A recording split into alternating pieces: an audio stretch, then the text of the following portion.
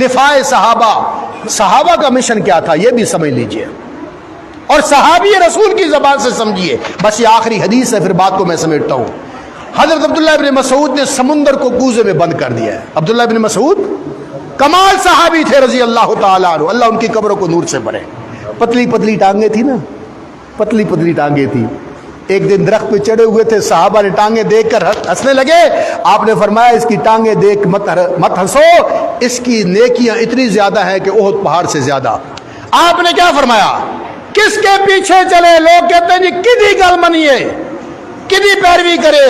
حضرت عبداللہ ابن مسعود نے جواب دے دیا, فرمایا من کان مستنن فلیستن بمن قد مات فإن الحی لا تؤمن علیہ الفتنہ.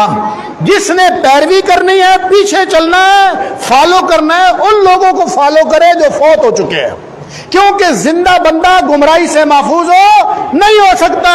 ایک بڑا دیندار بندہ موت سے پہلے گمراہ ہو جائے, مرتد ہو جائے.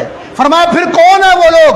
اولئک اصحاب محمد صلی اللہ علیہ وسلم کانوا افضل هذه الامه ابرها قلوبا واعمقها علما واقلها تکلفا اختارهم الله لصحبة نبيه ولاقامة دينه فاعرفوا لهم فضلهم واتبعوهم على آثارهم وخذوا بما استطعتم من سيرهم واخلاقهم فإنهم كانوا على الهدى المستقيم. اگر نبی تک پہنچنا چاہتے ہو تو صحابہ کو اپنا امام بنا لو. اس لیے فرمایا اختارہم اللہ لصحبت نبی. صحابہ وہ جماعت تھے, تکلف نہیں تھا, علم کے سمندر تھے, اخلاق میں بہت بلند ہمالیت تھے.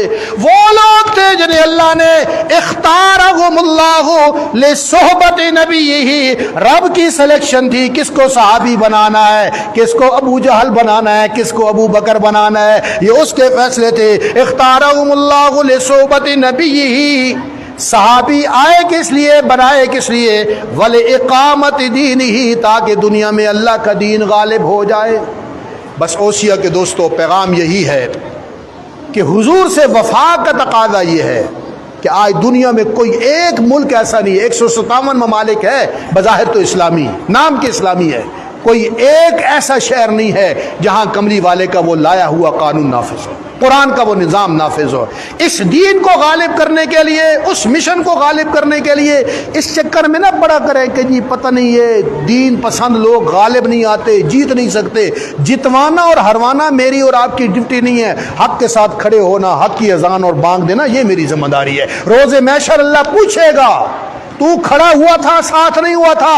اگر گل ووٹاں دی ہووے تے تعداد دی ہووے تے پھر حسین تک کربلا چ ہار گئے سی. مندے حسین ہار گیا تھا, کوئی ہے جو کہے ہار گیا تھا؟ حسین جیتا تھا, حسین فاتح تھا.